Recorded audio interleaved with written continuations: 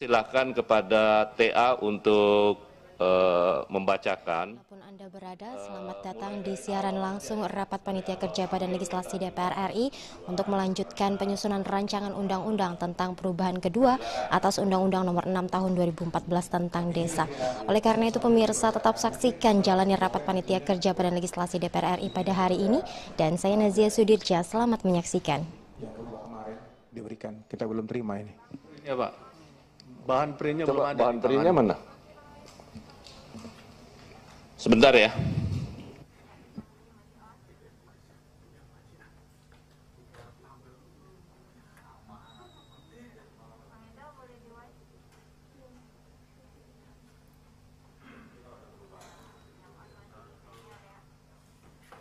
Dan saran saya pimpinan, jangan disebarluaskan kepada siapapun.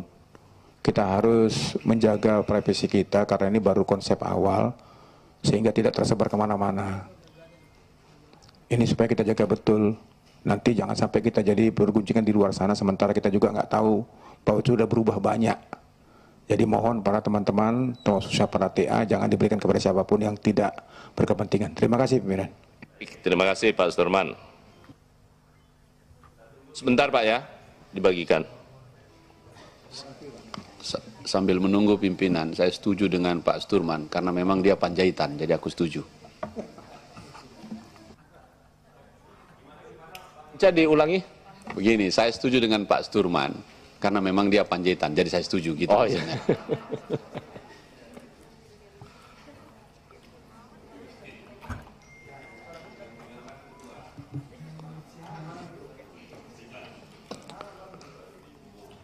Bapak Ibu sekalian, yang penting sebenarnya adalah soal selama ini kan kita tuntut soal keterbukaan, dan hari ini juga kita live. Jadi itu kan sudah menjadi kebiasaan kita di Badan Legislasi sebagai bentuk pertanggungjawaban kepada publik. Hari ini mulai dari awal pembahasan RUU ini kita live. Sudah ya Pak? Sudah ya? Oh baik. Pak Anas. Siap, Ketua. Silakan, TA.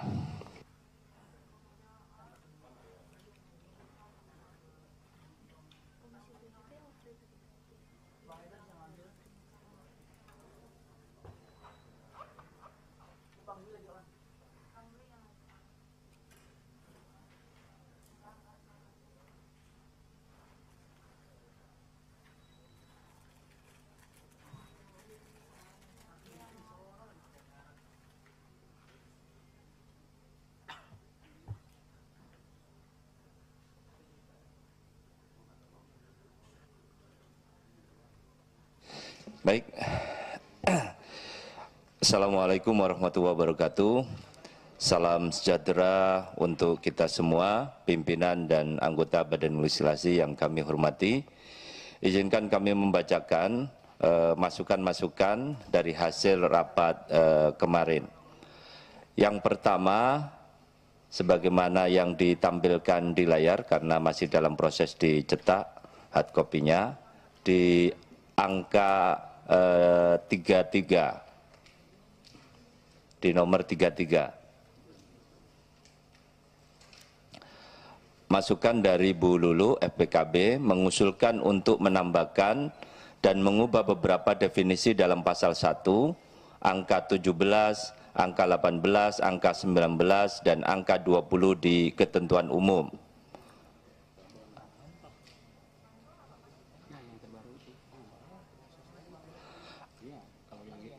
Angka 17, definisi mengenai aparatur pemerintah desa, yang selanjutnya disingkat APD adalah profesi bagi kepala desa dan perangkat desa yang bekerja pada instansi pemerintah desa. Angka 18, pegawai aparatur pemerintah desa, yang selanjutnya disebut pegawai APD adalah pegawai pemerintah desa. Ini halaman berapa nih? Usulan untuk dimasukkan di ketentuan umum, Pak Ketua. Oh, ini yang baru ya, yang baru diinsert. Di sini ada nggak di sini, Bang? Tidak ada. Nggak ada ya? Gini, supaya lebih bagus, yang ada di sini aja dulu. Yang dibagi. Oh, yang semalam. Yang semalam. Setuju Pak Ketua. Biar kita bisa ngikuti. Kalau nggak ada di sini kita nyarinya di mana? Berarti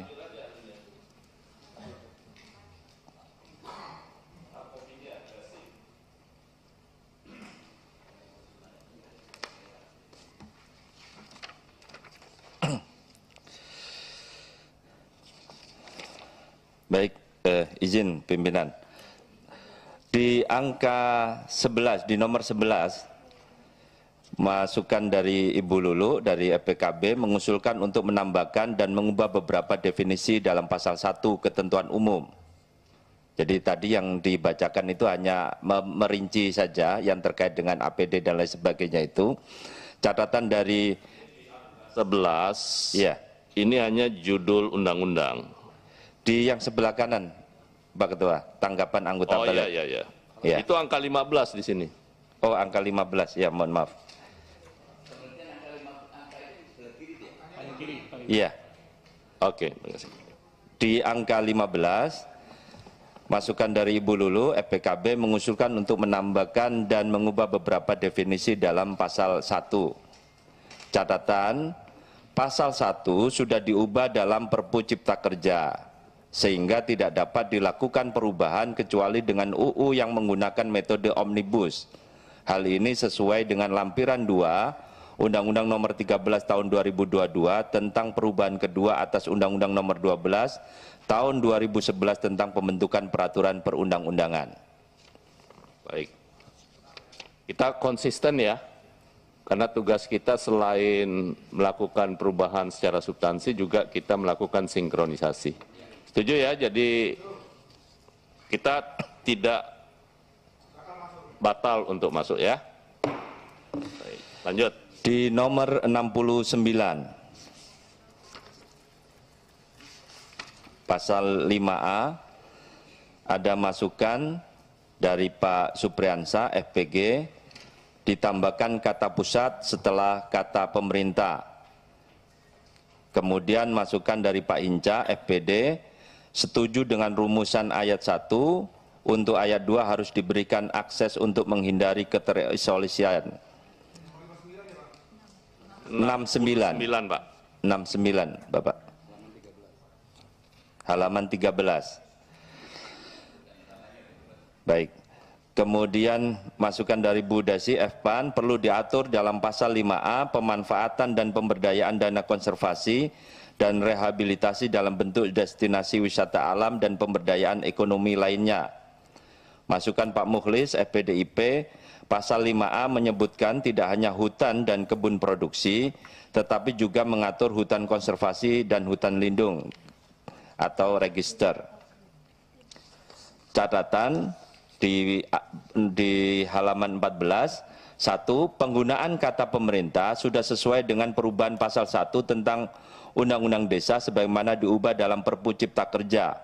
Jadi definisi pemerintah pusat yang selanjutnya disebut pemerintah. Nomor 2, pengaturan terkait dana konservasi dan rehabilitasi mengacu pada Undang-Undang Nomor 5 Tahun 1990 tentang KSDHE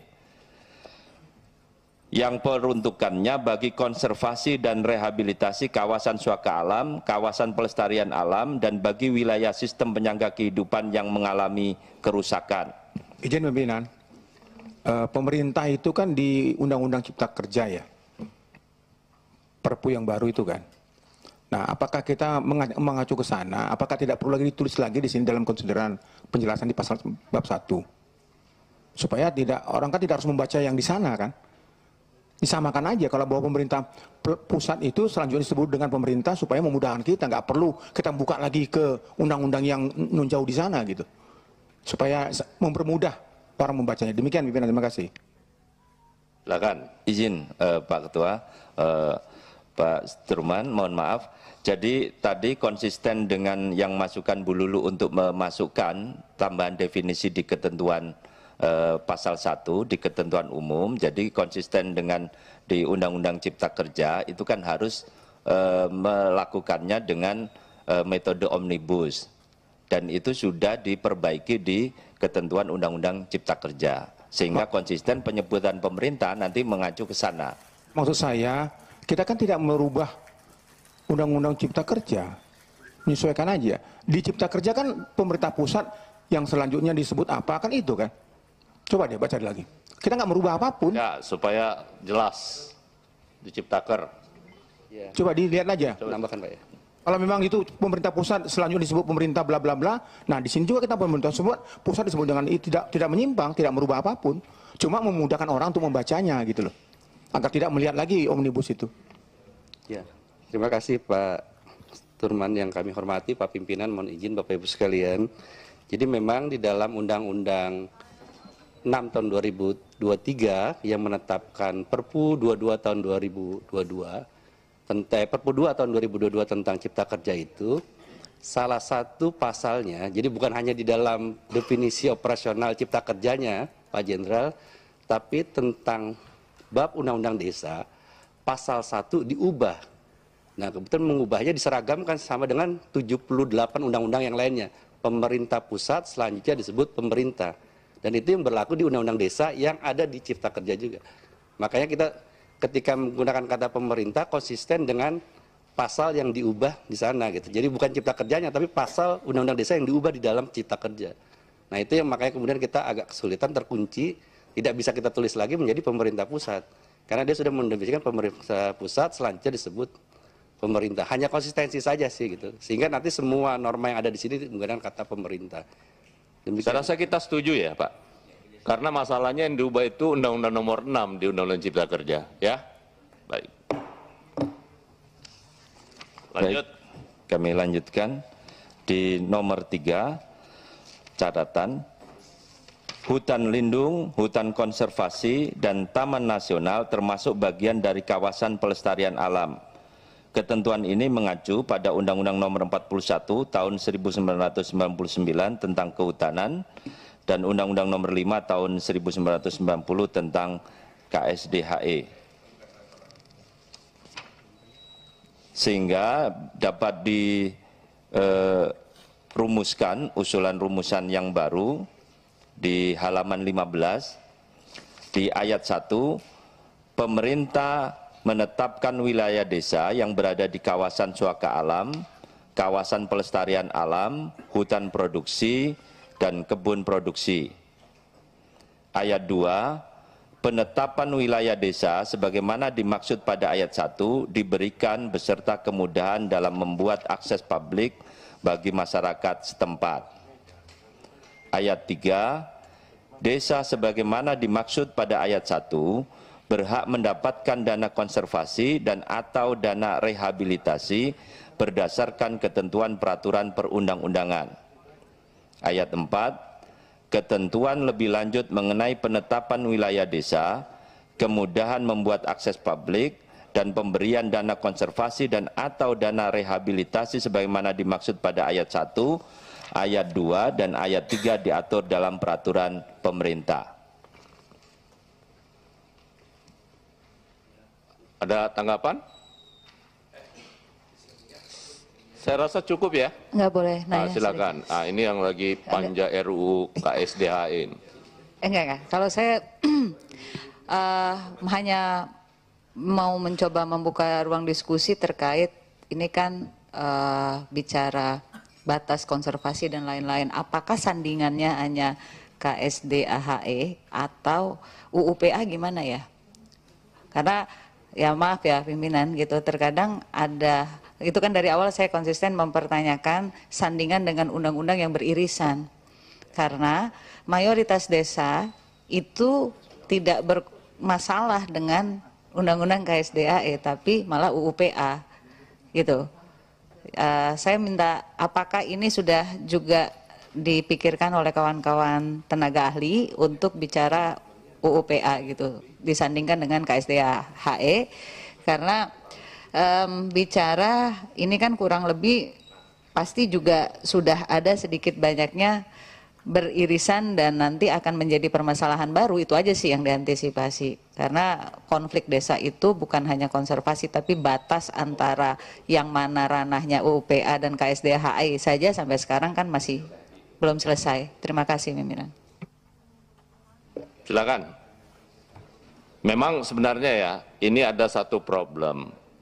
Ini kan terkait dengan perubahan soal undang-undang PA kita yang tidak lagi mengenal status, kita tidak mengenal lagi status undang-undang payung ya.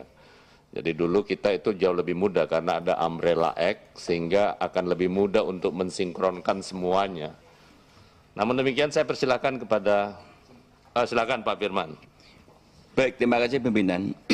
Saya menegaskan yang disampaikan Bu Kiki tadi yang terkait dengan dana konservasi. Dana konservasi dan dana reboisasi sekarang ini kan masuk ke postur APBN. Bahkan Kementerian KLHK saja tidak punya kewenangan untuk meminta ini. Tergantung semau-maunya Kementerian Keuangan. Nah kalau ini justru kementerian lembaga yang bertanggung jawabnya tidak dapat dan kemudian ini ada norma yang mengatur desa untuk mendapatkan itu, apa ini enggak akan menimbulkan masalah di kemudian hari? Karena kementeriannya nggak dapat ini. Justru sekarang ini kami di Undang-Undang 41 dan konservasi sedang minta mengembalikan agar dana-dana reboisasi dan konservasi termasuk reklamasi itu dikembalikan kepada kementerian karena yang menjadi korban kan kehutanan. Demikian, terima kasih. Kalau boleh, ini kan ini sebelum ke TA ya. Ini kan soal given aja sebenarnya. Toh juga nanti pada saatnya pasti akan disinkronkan oleh pemerintah mana yang bisa, mana yang enggak. Jadi sebagai political will kita keberpihakan kepada desa hari ini, di luar dari 3 yang saya sebutkan tadi, kita boleh mengeluarkan semua idealisme kita tentang desa. Ya, pada akhirnya nanti karena ini tidak mudah seperti yang disampaikan oleh Kiki maupun Pak Firman terkait dengan ini karena ini postur APBN kita, ini semua pemasukan ini masuk jadi gelontoran di dalam APBN dan itu yang nanti. Nah, karena itu, tapi pilihannya satu, kita mau masukkan atau tidak. Realitasnya hari ini itu akan sangat sulit. Itu akan sangat sulit untuk dilaksanakan. Izin pimpinan. Silakan Pak Sturman. Jadi kalau menurut saya, kalau sudah ada di ketentuan lain, undang-undang lain, dan kita nggak usah memaksakan menurut saya, ya biar aja begitu. Kecuali memang secara kita timbang, kita ukur, kita teliti bahwa itu bisa dimasukkan.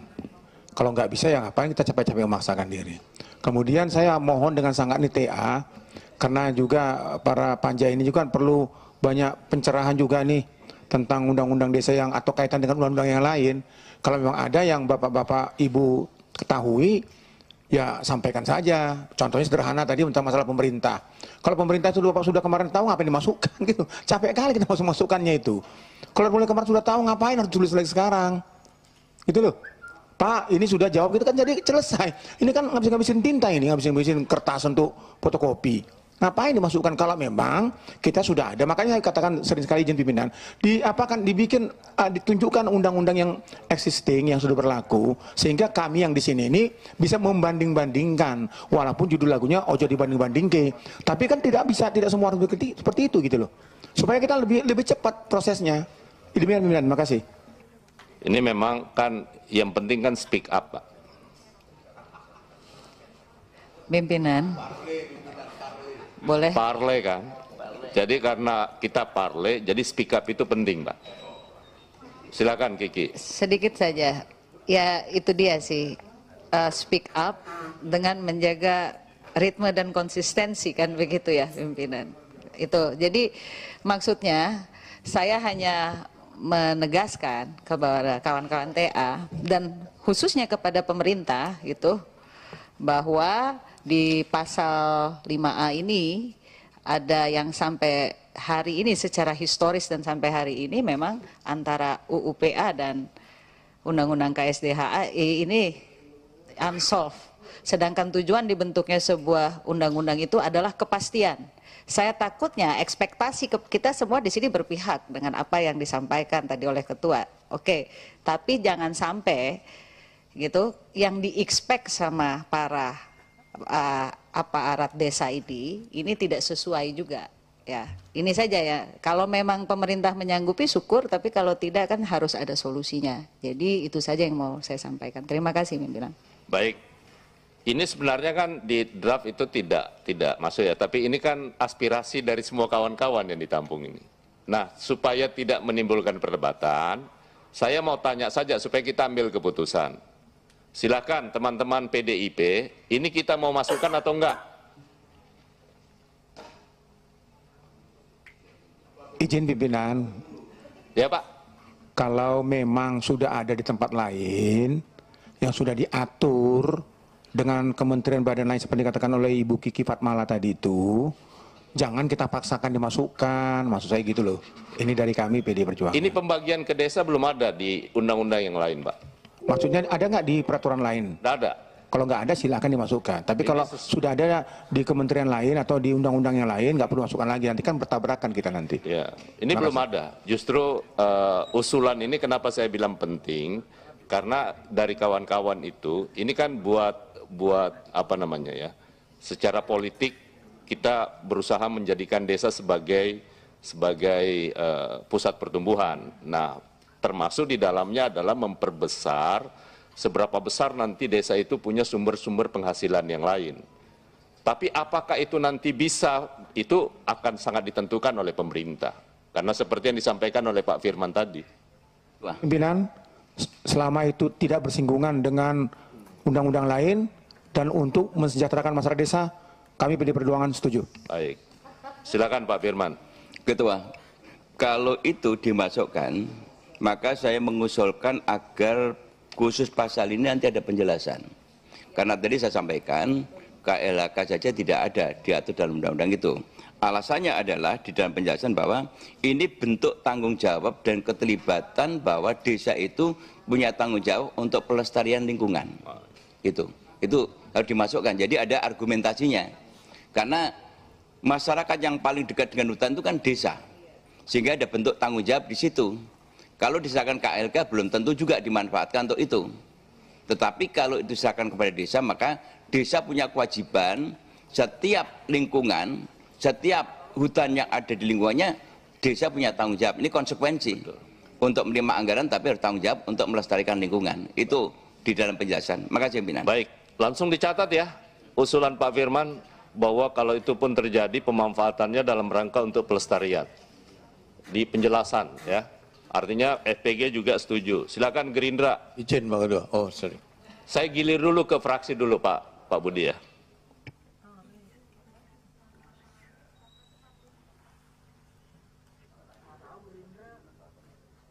Karena Pak Obon agak ragu-ragu, saya mewakili Gerindra setuju untuk dimasukkan. Silakan ke fraksi Nasdem. Setuju dimasukkan ya? Baik.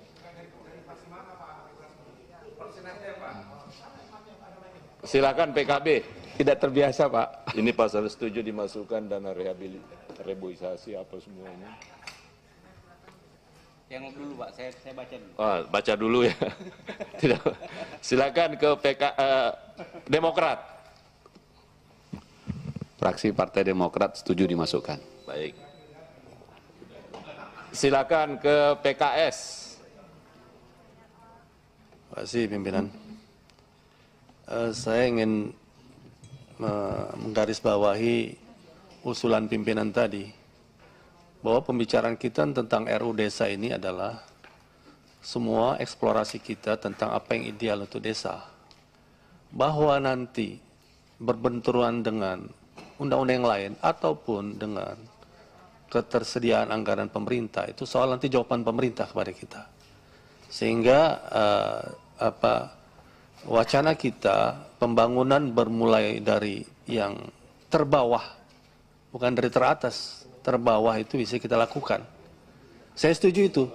Sehingga ide kami pun kemarin sudah kami sampaikan, tunjangan rumah tangga, tunjangan operasional, bahwa itu ada atau tidak anggaran soal lain. Tapi menurut kami itulah hari-hari yang dihadapi kepala desa. Mereka menghadapi tamu, menghadapi persoalan yang tidak ada di nomenklatur anggarannya. Demikian, saya setuju kalau itu wacana besar yang kita bangun, ya, sehingga nanti kita dialogkan dengan pemerintah. Ya. Demikian, Pak. Baik, silakan ke PAN. Belum hadir ya. Tadinya Bu Desi itu mau hadir secara virtual, tolong dikirim linknya, zoomnya ke Ibu Desi ya.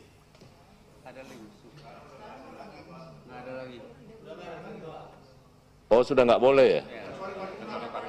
Kecuali paripurna, baik. Bukan, nanti diklaim lagi. Kemarin saya diklaim, katanya kita umumkan. Kita tidak pernah umumkan adapun satu fraksi setuju atau tidak. Kecuali tidak hadir dan tidak hadir. Ya, kalau nggak ada PKB gitu. Ya, PKB. Silakan PKB dulu nih, sebelum ke Pak Anas ya. Sebentar ya. Pak. Sebelum ke PKB, saya karena Bapak tadi giliran ditunda, saya ke Pak Anas dulu, Pak. Terima kasih. P3 setuju dimasukkan. Baik. Silakan ke PKB. Ya, PKB prinsipnya setuju Ketua, selagi memang memberikan akses kemudahan bagi desa, terutama peningkatan fiskal desa. Jika ada berbenturan dengan undang-undang yang lain, nanti kita minta undang-undang yang lain menyesuaikan dengan undang-undang ini. Kira-kira begitu. Terima kasih, pimpinan. Ini kelihatan sekali kalau yang punya menteri desa ini kayaknya. Baik, semua fraksi sudah ya. Sekarang saya serahkan ke Pak Johan Budi. Ya, saya sedikit aja Pak Ketua. Maksud saya itu yang kemarin rapat-rapat itu yang kayak begini Pak Ketua. Jadi langsung diketik, jadi sehingga kita bisa perdebatkan itu kita bisa tahu gitu loh. Ini bagus nih, perlu diapresiasi yang sekarang ya. Kalau kemarin saya nggak apresiasi, kalau sekarang kita apresiasi. Terima kasih. Makanya kita sangat butuh Pak Budi ada di Badan Legislasi. Bapak jangan pindah-pindah dari Badan Legislasi, Pak. Baik, Bapak Ibu sekalian, dengan demikian seluruh fraksi setuju ya untuk tetap kita masukkan. Lanjut. Halaman 20 di nomor 109. Halaman 20 nomor 109.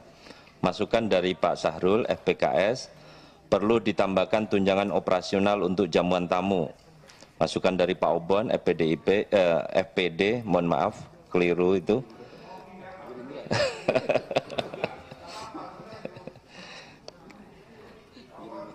Kegiatan pusat dibebankan kepada pusat. Kemudian usulan penjelasan, dana operasional antara lain adalah untuk kegiatan penyelenggaraan pemerintahan desa termasuk dana jamuan tamu untuk makan dan minum. Ya, jadi mungkin begini ya Pak. Kemarin kan usulannya teman-teman hampir semuanya termasuk dari PKS, siapa anggotanya Pak Mujamil kemarin Pak? Pak Sahrul.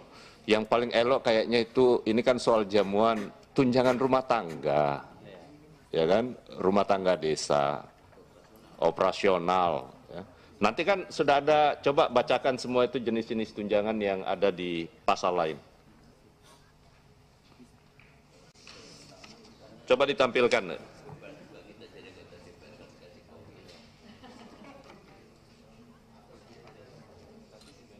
Dana operasional.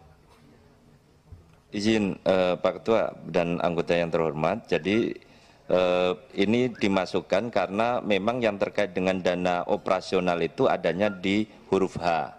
Jadi tersedia dana operasional, penghasilan tetap, dan tunjangan lainnya bagi perangkat pemerintah desa sesuai dengan ketentuan peraturan perundang-undangan. Berarti yang 109 ya? Di peraturan turunannya. Ini yang 109 yang ya. Ditambah ya? Iya. Baik. Tapi di matrik yang baru sebetulnya kita sudah memasukkan sesuai yang tadi pagi diusulkan Pak Sahrul itu sebetulnya. Coba sekarang tampilkan yang matriks baru.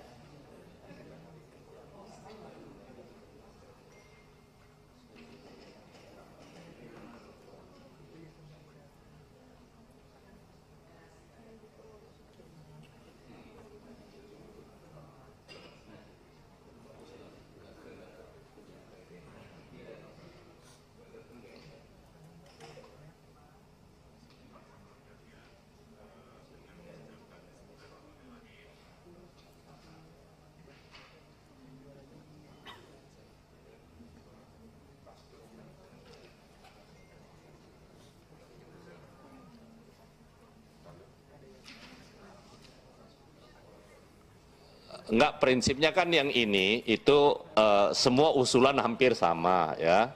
Jadi yang sekarang rumusan di huruf A itu huruf A ya.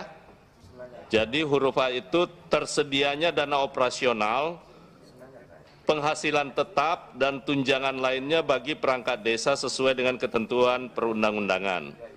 Ini ada di penjelasan enggak? Dijelaskan enggak? Ya, itu usulan penjelasan Pak Ketua dari dana operasional, karena kemarin kan stressingnya kan di dana operasional.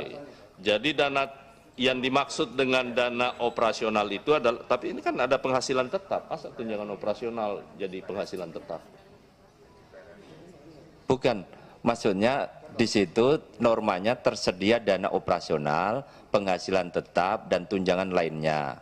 Lah, yang terkait dengan usulan dari Bapak Ibu anggota yang terhormat itu kan berkaitan dengan dana operasional itu, termasuk salah satunya adalah dana operasional untuk kebutuhan jamuan atau kebutuhan operasional ke rumah tanggaan.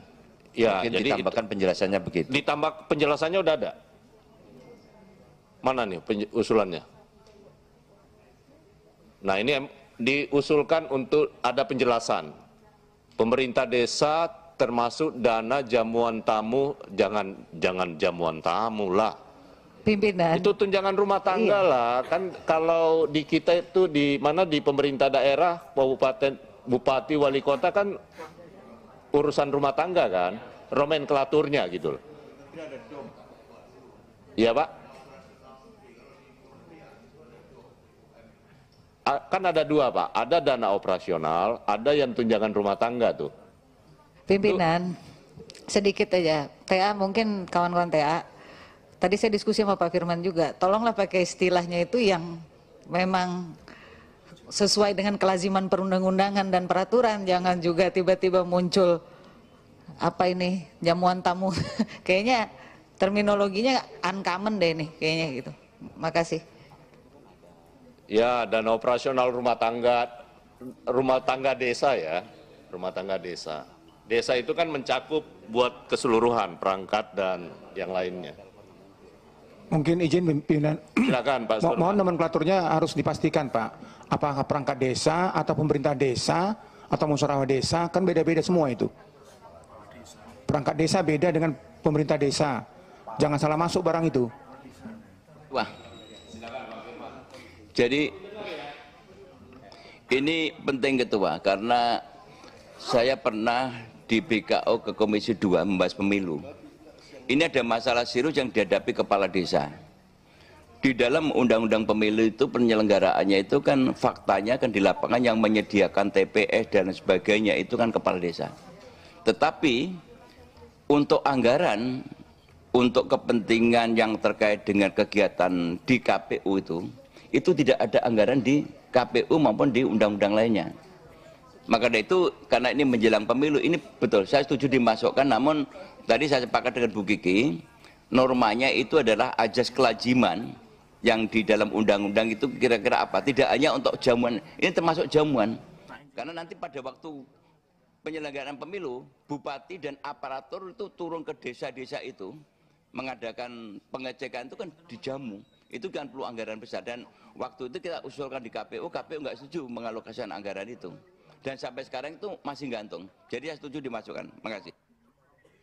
Itu tinggal dielaborasi aja nanti di penjelasan ya. Timsin ya. Jadi urusan rumah tangga itu termasuk di dalamnya adalah jamuan kayak gitu. Bukan. Maksudnya itu yang penting kan sinkronisasi. Ya, sinkronisasi. Oke ya, setuju ya. Pak. Tunggu dulu Pak. Pak Obon, ya, silakan. Ini sebentar. Ini masih ada mau tambahan? Saya sudah ketok nih Pak Obon. Substansi yang saya sampaikan terkait dengan kegiatan pusat Pak, bukan tentang operasional desa. Kalau operasional dan operasional kita sepakat. Tentang kegiatan pusat, ini kan sering, atau proyek-proyek nasional atau apapun, kemarin saya ambil contoh, misal terkait dengan saat COVID. Nah, seyogianya itu tidak masuk dalam anggaran desa, tetapi dalam poin-poin yang ada, pasal-pasal yang ada, saya coba cari di mana memang nggak ada masukin pasal ininya itu Pak. Tapi secara prinsip tadi kegiatan pusat ya harus pusat yang menanggung, bukan dibebankan kepada pemerintah desa. Makasih Pak. Saya rasa kalau itu Pak Obon ya, nanti kalau ada kegiatan pemerintah pusat, ya pasti pemerintah pusat yang akan keluarkan. Mana mungkin dengan kegiatan pemerintah pusat, tapi kalau kita masukkan terlalu jauh dalam norma, kelihatannya agak kurang apa ya, kurang ya. Tapi kita menangkap isinya yang disampaikan oleh Pak Obon. Baik, lanjut. Baik, kami lanjutkan di halaman 33, nomor 201.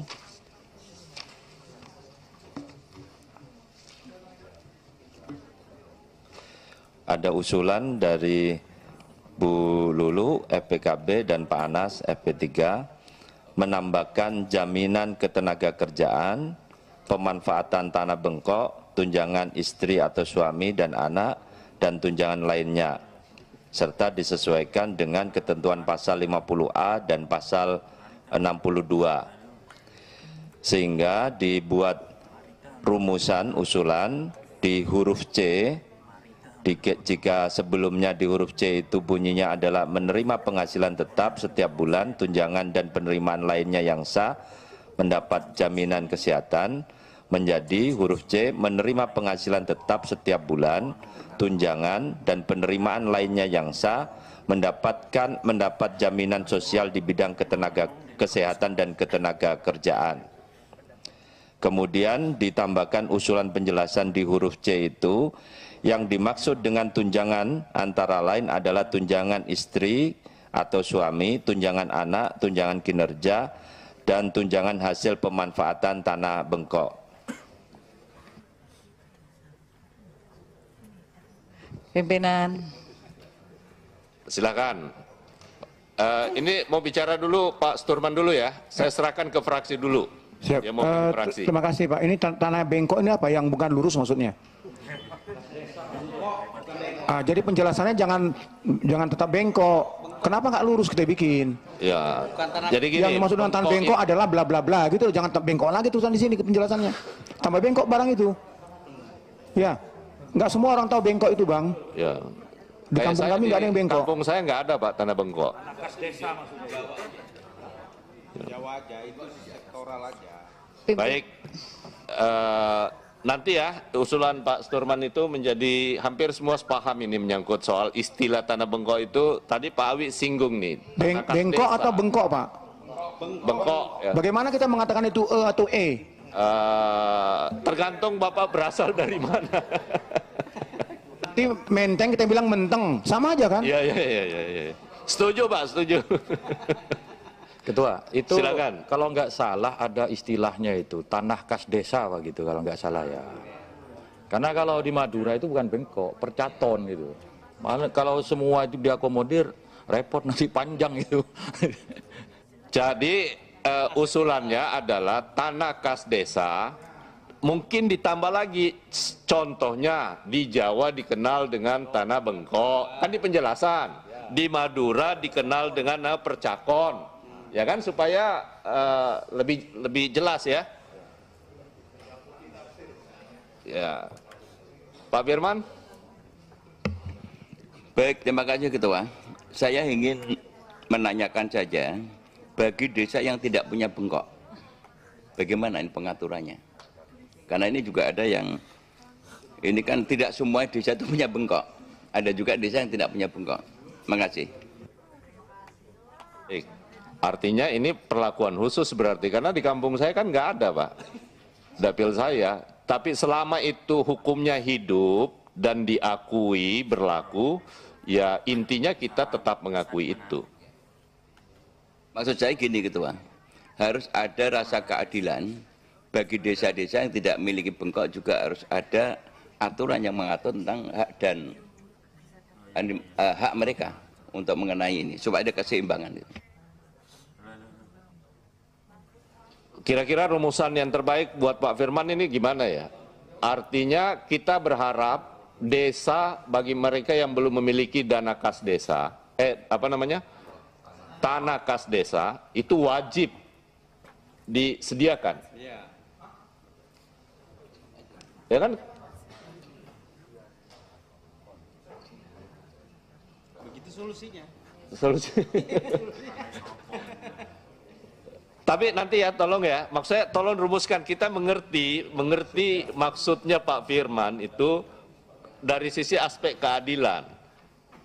Yang sekarang di Jawa dan di Madura ada, tapi di daerah lain ada.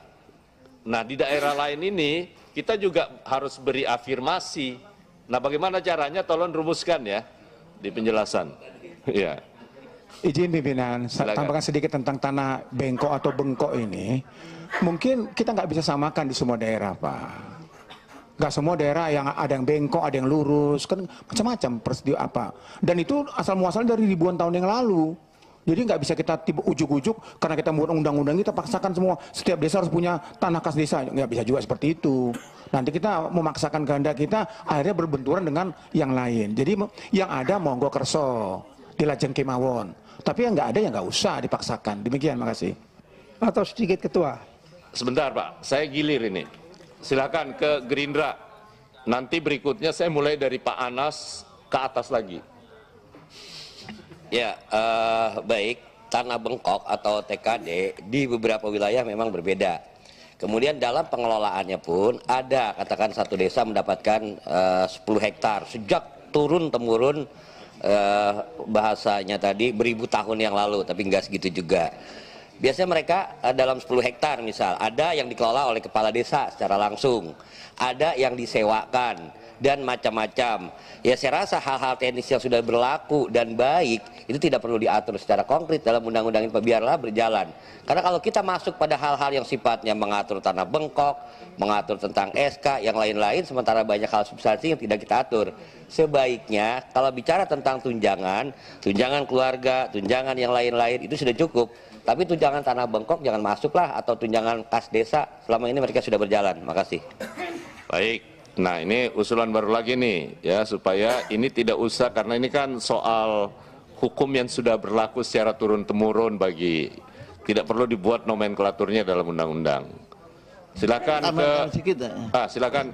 Sebentar Pak, supaya saya adil, jangan nanti Gerindra sudah mengambil kesempatannya. Tadi Pak Johan Budi saya tidak kasih kesempatan juga.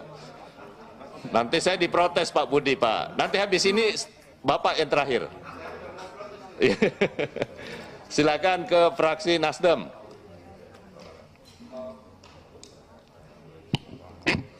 Terima kasih pimpinan. Untuk mengenai tanah bengkok ini, kalau di Sumbar ini namanya tanah adat, dan memang kami bisa dibilang semua desa atau nagari itu mempunyai tanah adat yang dapat dikelola. Namun daerah lain mungkin belum tentu ada juga seperti yang disampaikan oleh rekan-rekan.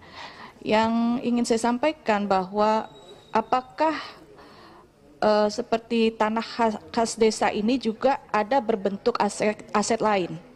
Karena kita di sini membicarakan kemanfaatan daripada hasilnya kan ya. Hasil daripada tanah bengkok tadi, apakah dikelola atau disewakan sehingga dapat menghasilkan dan menjadi tambahan untuk desa itu sendiri yang dapat dimanfaatkan untuk desa, baik untuk kegiatan maupun juga untuk perangkat desanya. Ini kami menerima usulan dari perangkat desa untuk dari dana tersebut dapat menjadi tambahan tunjangan bagi mereka dan juga dapat menjadi dana yang dapat dipergunakan untuk kegiatan rumah tangga desa. Demikian, terima kasih. Silakan ke fraksi PKB. Ya, Ketua, sebenarnya tanah bengkok ini itu zaman dahulu karena kepala desa ini nggak digaji. Maka untuk menggajinya lewat tanah bengkok itu, pemanfaatan tanah bengkok. Nah, karena aturan sekarang sudah ada gajinya yang secara resmi, maka perlu tidak kita itu kan perlu tidak kita atur di sini, karena sesungguhnya mereka begitu undang-undang desa ini lahir itu menjadi aset desa. Jadi kepala desa dan perangkat desa itu dibayar berdasarkan undang-undang yang nomor 6 tahun 2014 ini. Jadi tanah bengkok itu menjadi namanya PAD desa. pendapat asli desa. Jadi itu sebenarnya sesungguhnya. Nah, jika kita telusuri dari sejarahnya, maka apakah perlu tanah bengkok ini mereka dapat gaji lagi? Karena ini jadi double penghasilan. Nah, dalam catatan kita, kalau dalam sistem keuangan kita, kalau double penghasilan, tentu ini menjadi masalah ke depan. Dan terima kasih, pimpinan.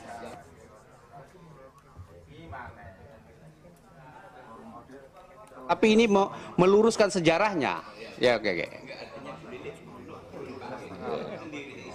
Baik, silakan ke Demokrat. Terima kasih, Ketua. Saya ingin juga menambah pemikiran, apapun namanya, yang kita sebut tanah kas desa atau tanah bengkok atau apapun namanya. Kalau kita lihat ke lapangan, khususnya di daerah-daerah perkebunan yang saya sejak kemarin sampaikan enklave dan terisolasi, tanah-tanah kas desa ini atau apapun namanya tadi, itu tidak semata-mata menjadi PAD, tapi lebih dari itu untuk antisipasi jauh ke depan agar desa mampu menyiapkan taman pemakaman umum bagi desa itu yang tersedia, terutama yang berbatasan dengan kebun. Dengan begitu, fasilitas umum atau fasilitas sosial itu kita antisipasi sejak sekarang. Yang sudah ada itu tadi penjelasannya oke, tapi juga ke depan itu menjadi penting. Sebuah bangsa yang besar, sebuah desa yang besar, jika ia juga menghormati para pendahulu-pendahulu pejuang desa itu. Dan itu bisa diperlihatkan dari kemampuan menyediakan lahan itu. Nah, kalau kita lihat di kota misalnya, persoalan terbesar sekarang di kota adalah pemakaman umum itu. Di kampungnya Pak Sturman di Siantar, itu pemakamannya sudah sampai ke jalan, pemakaman umum dan seterusnya. Karena sudah habis, sampai bengkok-bengkok itu. Nah, saya mau katakan adalah, ini kesempatan kita untuk membuat undang-undang desa ini dalam konteks yang jauh ke depan, berpihak kepada kepentingan sosial dan kebutuhan masyarakat di situ. Karena itu, apa yang sudah difirmankan Pak Subagio tadi penting itu. Karena membaca jauh ke depan tadi ini. Ya, jadi saya berpendapat bahwa harus kita rumuskan dengan tepat antisipasi ke depan agar desa juga mempersiapkan dirinya yang suatu ketika meninggal juga menghadap kepada Tuhan Sang Pencipta, lokasinya ada. Jadi kita siapkan dari sekarang pimpinan. Terima kasih, itu dari fraksi Partai Demokrat. Baik, Bang Inca, sekarang ini kan kita bicara soal tunjangan, ya kan? Ini tunjangan-tunjangan nih, penghasilan yang lain-lain. Tapi pikiran-pikiran Bang Inca tadi, saya rasa nanti akan kita alokasikan nanti menyangkut soal prioritas-prioritas penghasilan desa tadi, alokasinya kemana. Silakan ke PKS. Ini tapi sebelum ke Pak Mujamil, luar biasa ini sekarang goyangannya biru ini. Kemarin dengan merah, sekarang ke kuning gitu. Silakan Pak. Awat jadi ketua ini Pak. Ya, Pak Mujamil. Terima kasih, Milan. Iya, tanah kas desa atau tanah bengkok ini umumnya kan dimiliki oleh desa, apa istilahnya, desa induk. Desa pemekaran, kalau di Lampung, mereka udah nggak punya ini. Umumnya pada desa induk. Oleh karena itu kalau kita nyebutkan ini ya punya konsekuensi yang disebut Pak Firman tadi. Atas nama keadilan semua meminta ini. Tapi nggak kita sebut, ini sudah berlangsung. Ya. Jadi menurut saya memang tidak perlu kita sebut tanah kas desa atau tanah bengkok ini. Kalau tadi kita mau rumuskan ulang pemanfaatannya seperti apa, ya kita buat penjelasan tersendiri untuk tanah kas desa atau tanah bengkok ini. Ya. Tetapi kalau kita tidak atur, ya dia berlangsung sebagaimana apa yang berlangsung saat ini. Gitu. Kita memasukkan, ya kita punya konsekuensi, harus mengadakan lagi. Untuk desa-desa pemekaran, Dan pemekaran tuh banyak Pak, satu desa itu Pak. Ya. Ini saran kami, jadi menurut saya tidak perlu disebutkan di sini karena semua tidak memilikinya. Ya. Kecuali kita ingin mengatur tersendiri tanah kas desa atau tanah bengkok itu apa kedudukannya. Ya Pak Wahid tadi mau definisi ulang terhadap itu, ya kita buat tersendiri. Demikian pimpinan. Baik, silakan ke Pak Anas. Terima kasih. Tanah bengkok ini sebenarnya bukan semata-mata pengganti gaji kepala desa. Bahkan selama ini tanah bengkok itu sering dimanfaatkan untuk kegiatan sosial termasuk untuk cadangan anggaran desa. Karenanya saya kira tidak perlu bengkok ini dicabut gegara kekhawatiran ini tabrakan dengan dana desa. Bahwa itu ada nomenklaturnya nanti yang dianggap terlarang oleh undang-undang, kita atur saja nomenklaturnya sehingga memungkinkan dua-duanya itu bisa jalan. Bisa dimengerti apa yang disampaikan Pak Firman soal asas keadilan atau asas ketidakadilan tadi, di mana daerah-daerah lain ada yang tidak menerima bengkok. Pertanyaannya apakah di daerah lain itu malah jangan-jangan ada cadangan tanah atau aset lain yang namanya bukan bengkok. Ya, kalau ada kita masukkan aja sekalian bengkok dan apa misalnya. Saya tidak tahu apakah di daerah-daerah itu benar-benar tidak ada atau ada dalam bentuk lain. Nah, ini perlu kuliti lebih jauh. Kalau dana bengkok ini dicabut, karena ini sudah turun-temurun dari kakek-kakek kita, dari nenek-nenek kita, saya kira ya para kepala desa nanti akan kembali turun ke jalan. Terima kasih pimpinan. Saya kasih ke Pak Hendro, silakan Pak Hendro. Terima kasih Ketua. Jadi saya sependapat dengan pimpinan tadi bahwa sejarahnya tanah bengkok itu adalah sebagai pengganti gaji. Kemudian dalam perjalanannya ini yang kita tahu Pak, itu bahwa tanah kas desa itu aturannya antara desa satu desa yang lain itu berbeda-beda juga. Karena ada yang dikelola oleh desa, kepala desa. Tetapi ada juga yang dibagi dengan perangkat-perangkatnya. Jadi kami tua dapat sendiri, kemudian bagian desa ada sendiri. Bahkan ada juga yang purna tugas itu dapat bengkok sendiri. Jadi begitu nantinya yang sekarang jabat ini ganti ini, yang ini ganti lagi, itu ada. Jadi kayaknya kalau mau diatur ini kok menjadi sulit. Sulit sekali karena aturannya, karena yang pertama tadi apa yang disampaikan Pak Firman, kita untuk kesamaan keadilan kita harus mengadakan, bahkan aturan-aturan yang tiap desa ini akhirnya juga akan kita membuat satu peraturan yang mungkin juga akan menyusahkan desa yang sudah melaksanakan itu. Saya kira itu Pak Ketua, terima kasih. Ini kan sebenarnya kita ngatur soal tunjangan, ya kan, soal tunjangan saja ini.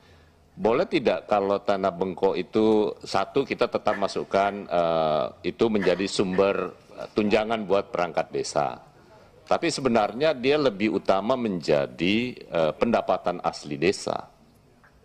Ya kan? Karena kan gaji kepala desa yang selama ini dihasilkan terutama di Jawa itu dari tanah bengkok dengan Undang-Undang Nomor 6 semuanya gaji itu sudah ditetapkan. Tapi itu pilihan ya. Ada yang lebih banyak yang tidak setuju untuk tidak masuk. Untuk tidak diatur, biarlah itu menjadi kearifan lokal. Ya. Pimpinan. Silakan Bu Kiki. Terima kasih, akhirnya dikasih ngomong tadi nggak boleh.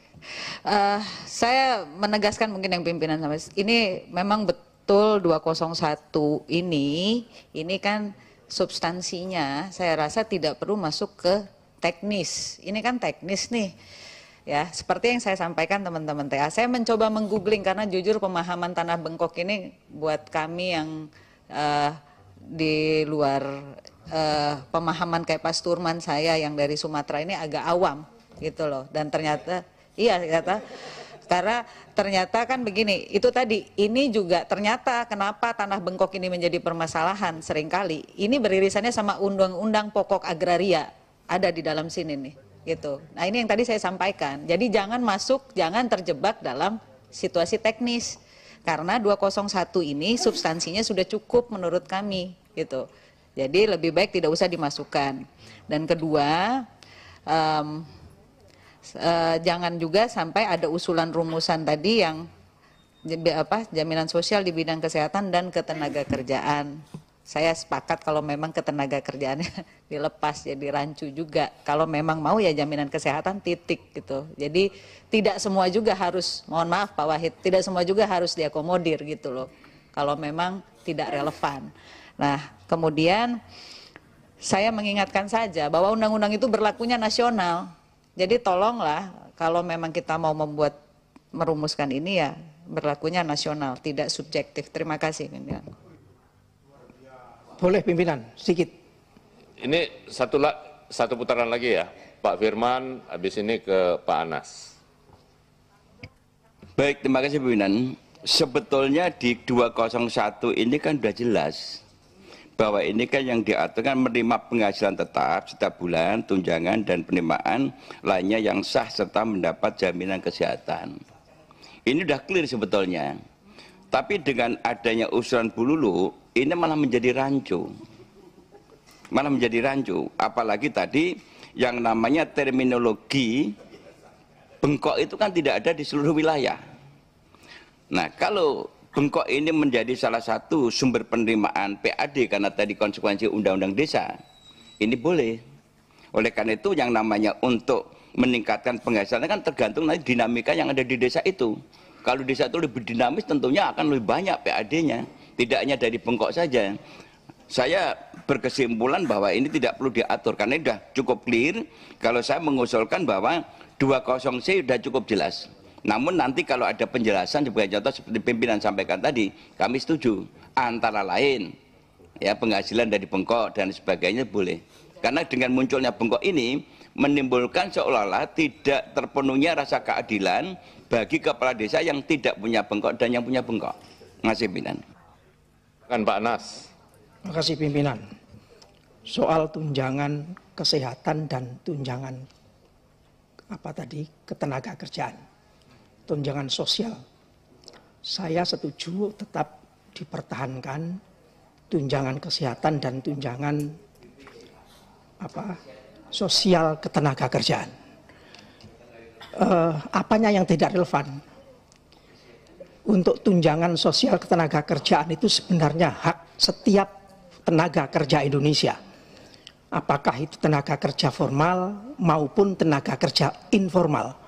Bahkan para petani, nelayan, modin sekalipun semua berhak untuk mendapatkan tunjangan sosial ketenaga kerjaan yang di dalamnya ada tunjangan hari tua, ada tunjangan kecelakaan kerja, ada tunjangan pensiun dan sebagainya. Saya kira memang ini perlu diberikan kepada perangkat desa agar mereka juga mendapatkan tunjangan sosial ketenaga kerjaan karena dia merupakan bagian dari tenaga kerja. Saya tidak tahu itu formal atau tidak formal, formal itu. Yang tidak formal saja kita beri, apalagi yang formal. Terima kasih pimpinan. Ya, Bapak sekalian, saya rasa cukup ya. Jadi gini, intinya rumusan 201 ini sudah cukup, ya. Bahwa nanti itu ada penjelasan termasuk soal bengkok, kemudian jaminan sosial, baik kesehatan maupun ketenagakerjaan itu akan dijelaskan di penjelasan. Karena begini, yang namanya, saya tidak tahu, nanti perangkat desa dan kepala desa itu statusnya jadi masuk enggak dalam nomenklatur yang diatur dalam Undang-Undang Jaminan Sosial Ketenagakerjaan. Pasti masuk, Ketua. Nah, kalau masuk ya kita masukkan. Ya, tambah sedikit aja pimpinan. Silakan Pak Obor. Pertama, dalam jaminan ketenagakerjaan itu kan ada 4 program. Kecelakaan kerja, kematian, pensiun, dan hari tua. Kalau toh program itu masuk, pensiun rasanya susah. jaminan pensiun susah.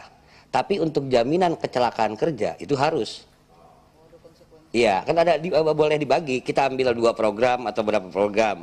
Begitu juga dengan jaminan kematian, itu juga penting. Sekarang kan rata-rata 40 juta itu lumayan, hanya dengan membayar 16 ribuan kalau nggak salah, dia akan mendapatkan jaminan ketika terjadi kecelakaan kerja di luar kesehatan dan ketika terjadi kematian. Paling 2 program yang mungkin. Terima kasih. Artinya dari 4 yang dijamin, itu boleh ikut 2, ya, jaminan kecelakaan dan jaminan kematian ya. Saya rasa setuju ya. Lanjut.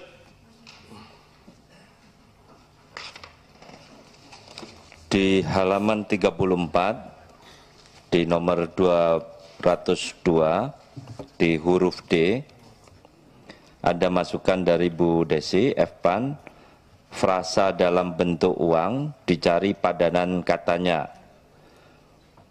Sehingga usulan rumusannya menjadi yang dimaksud dengan tunjangan purna tugas adalah penerimaan yang sah sebagai penghargaan bagi kepala desa yang telah selesai melaksanakan jabatannya dalam bentuk uang atau yang setara dengan itu.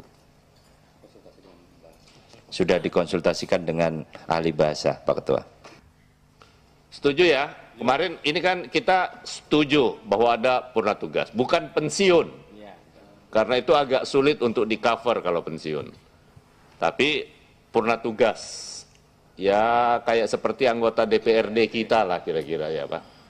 Jadi ada sekian kali. Nah menyangkut soal formulanya biar diatur lebih lanjut lah dengan PP kita, nggak usah terlalu cantumkan di dalam undang-undang, repot.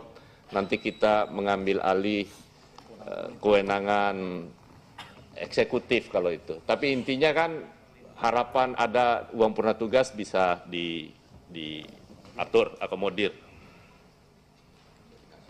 Setuju ya?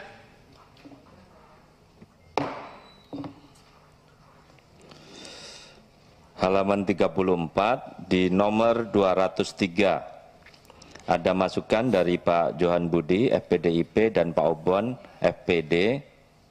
Itu ada kesalahan di tulisan F Gerindra.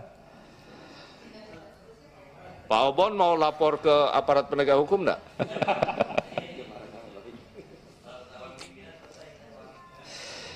Masukannya adalah perlu pengaturan mengenai perlindungan hukum bagi kepala desa. Catatannya, ketentuan ini sudah diatur dalam pasal 26 ayat 3 huruf E. Mendapatkan perlindungan hukum atas kebijakan yang dilaksanakan. Dan ini juga sinkron dengan beberapa peraturan yang berkaitan dengan jabatan-jabatan politik lainnya. Terima kasih. Ya, terima kasih Pak Ketua yang bijaksana. Jadi kenapa tadi saya sampaikan bahwa perlu ada TA itu atau tim ahli nyatat yang begini-begini kita ngomongin. Saya paham betul bahwa perlindungan hukum itu ada di pasal 26 ayat 3. Kemarin saya baca itu juga. Tapi Anda tidak mencatat penjelasan Anda kenapa perlu ada penjelasan perlindungan hukum. Bahwa kata-kata perlindungan hukum itu ada. Maksud saya gini, seringkali terjadi di lapangan ya, terutama berkaitan dengan penggunaan APBDes yang kemarin beberapa waktu lalu saya sampaikan juga ke Pak Ketua. Tidak semua kepala desa itu paham tentang laporan atau pelaporan penggunaan APBDes. Ya, ini bisa jadi objek atau bisa jadi persoalan hukum, ya, baik itu oleh kejaksaan maupun oleh kepolisian. Karena itu perlu ada penjelasan, maksud saya yang dimaksud perlindungan hukum atas kebijakan yang dilaksanakan itu seperti apa? Itu maksud saya. Kalau kata-kata perlindungan hukum, saya juga paham, Bapak. Dan itu saya juga baca juga kemarin itu. Karena itu penting berkali-kali saya sampaikan. Apa yang kita omongkan itu dicatat detail gitu. Yang saya maksud itu Pak Ketua, perlindungan hukum itu seperti apa? Saya ambil contoh Pak Ketua. beberapa waktu yang lalu, waktu itu Presiden Jokowi bertemu dengan bupati, wali kota, dan juga gubernur. Ya. Ada beberapa kebijakan di dalam penggunaan APBD itu yang kemudian belum selesai sudah jadi persoalan hukum gitu. Karena itu kalau di tingkat Pemda, kota, kabupaten atau provinsi itu ada inspektorat ya yang kemudian memfilter bahwa penggunaan APBD itu sudah sesuai dengan jadi ada ininya, ada apa istilahnya itu ada audit ya yang dilakukan oleh inspektorat, sehingga itu tidak boleh kalau sudah dari inspektorat itu tidak boleh dipersoalkan secara hukum oleh penegak hukum. Tapi ini khusus berkaitan dengan penggunaan APBD ya. Ini tidak termasuk misalnya ada wali kota atau bupati, gubernur terima suap gitu misalnya, bukan itu gitu. Tapi berkaitan dengan penggunaan APBD-nya. Nah, di dalam pasal 26 ayat 3 huruf E ini kan mendapatkan perlindungan, ini juga tulisannya perlindungan, salah juga ini, perlindungan hukum atas kebijakan yang dilaksanakan. Nah ini apa gitu maksud saya, Pak TA. Jadi perlu ada penjelasan yang kemarin saya panjang lebar bicara itu. Begitu Pak Ketua, terima kasih Pak Ketua. Baik, jadi gini, rumusan pasalnya buat Pak Johan Budi udah clear. Tapi masalahnya itu tidak menjadi clear kalau nggak dijelasin, karena tidak semua wajib dilindungi. Tentu ada kebijakan-kebijakan tertentu yang limitasinya kita bisa memahami bahwa ini harusnya tidak boleh dikriminalisasi gitu loh. Kira-kira begitu Pak Budi ya? Ya. Ya gini Ketua, saya usul sedikit. Nah, silakan. Apa yang disampaikan, izin Ketua, apa yang disampaikan oleh Pak Johan itu penting menurut saya. Karena saya kesian juga dengan kepala desa dan perangkat desa. Kadang-kadang LSM yang melaporkan Pak, belum tentu itu salah, tapi tidak ada sebenarnya dari kerugian nggak ada, cuman salah prosedur aja, itu mereka diperas, ya. Nah oleh karena itu menurut saya perlu bahwa perlindungan hukum yang di sini nih, kira-kira gambarannya jika sudah dilakukan audit oleh BPKP ya, atau inspektorat, maka dia sudah clear sebenarnya dari sisi pelaporan dan pelaksanaan dari anggaran yang digunakan. Kira-kira begitu. Karena saya kesian ini Pak. Ya mereka nggak tahu masalah, kira-kira dilaporkan LSM, kepalanya pusing. Itu laporan kepala desa ke saya tuh paling banyak itu soal itu. Terima kasih. Baik, ini sambil dirumuskan, kita pending dulu ya Pak. Khusus untuk penjelasannya silahkan nanti dirumuskan kembali menyangkut soal ini. Baik, kita lanjut ke berikutnya. Baik. Izin pimpinan, pendingnya maksudnya kita pending dulu. Tutup Pak. dulu, kita isoma dulu atau gimana nih? Yang ini. Oh, yang ini aja. Oh, siap. Kita jam 12 kita isoma, Pak. Silakan lanjut. Baik.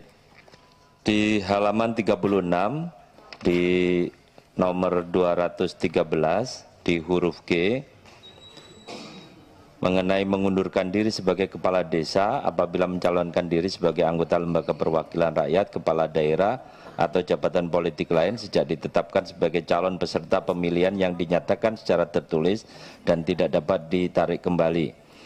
Ada masukan dari Pak Firman, FPG, dan Pak Hinca, FPD.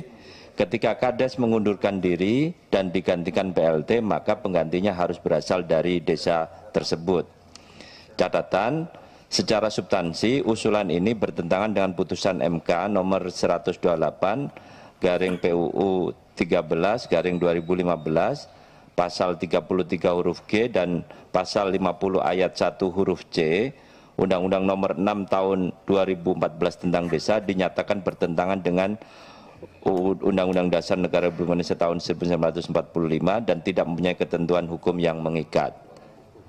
Jadi di situ memang dibebaskan, tidak harus yang berdomisili di desa setempat. Terima kasih. Saya kembalikan dulu ke pengusul. Apakah masih mau tetap diteruskan usulan ini atau dengan penjelasan bahwa ini sudah ada putusan MK-nya? Silakan Pak Firman. Kalau itu sudah menjadi keputusan MK, itu kan keputusan tertinggi, final and binding. Kalau saya minta memaksakan berarti saya akan berhadapan sama ketua MK. Baik, dengan demikian tidak perlu kita mendapat persetujuan ya karena Pak Firman mencabut. Baik. Silakan ke berikutnya. Di halaman 38 di nomor 227 di huruf A, memberikan dan atau menyebarkan informasi penyelenggaraan pemerintahan desa secara tertulis kepada masyarakat desa setempat setiap akhir tahun anggaran. Ada masukan dari Pak Johan Budi, FPDIP, apa yang dimaksud dengan informasi penyelenggaraan pemerintahan desa?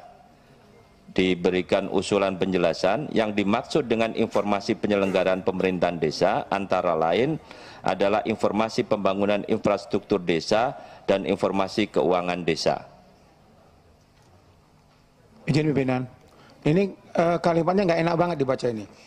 Jadi yang dimaksud dengan informasi penyelenggaraan pemerintahan desa adalah gitu loh, jangan antara lain. Berarti ada lagi yang lain dong selain ini. Kan gitu nih. Baik. Usulan itu kita kembalikan ke ahli bahasa. Ya. Ya.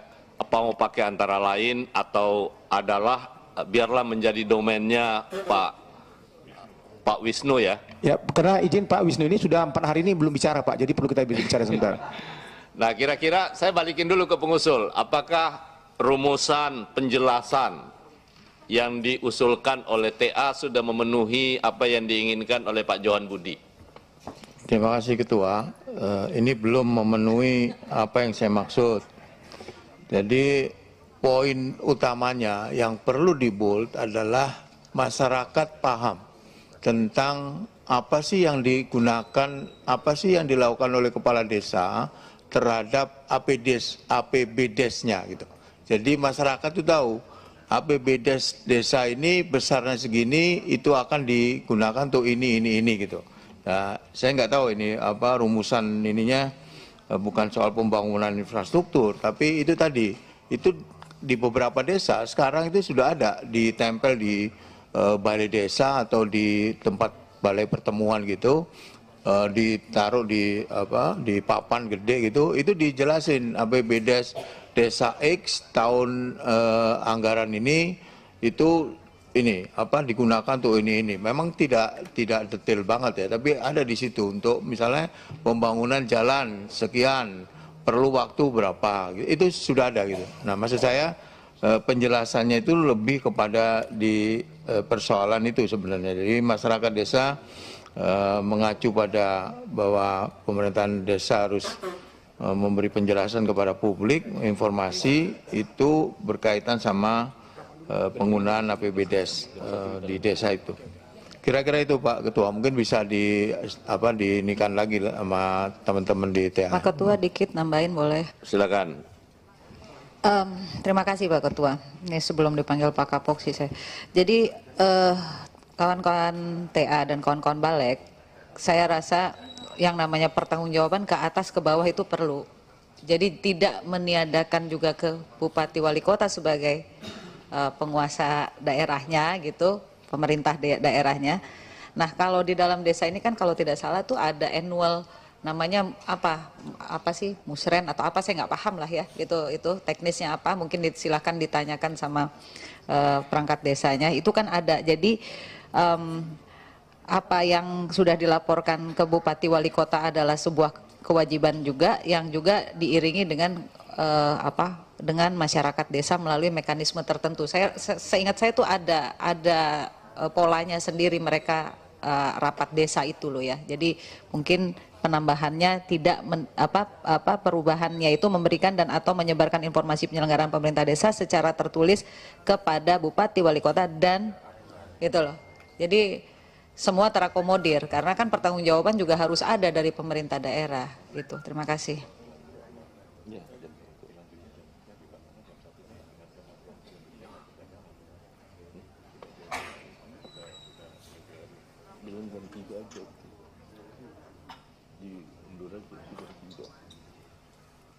Baik, Bapak Ibu sekalian, terkait dengan usulan ini, kita pending dulu ya, untuk bisa dielaborasi lagi menyangkut soal apa sih itu penyebaran informasi, poin-poin apa yang penting. Ini bukan soal rumusan pasalnya, sudah bagus urusan pasalnya.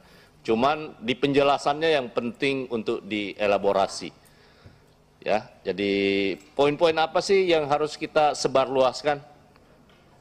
Baik Bapak Ibu sekalian, sekarang sudah pukul 12, kita sholat dulu dan teman-teman ada yang mau rapat fraksi silahkan. Insya Allah sidang saya skor sampai dengan pukul 1.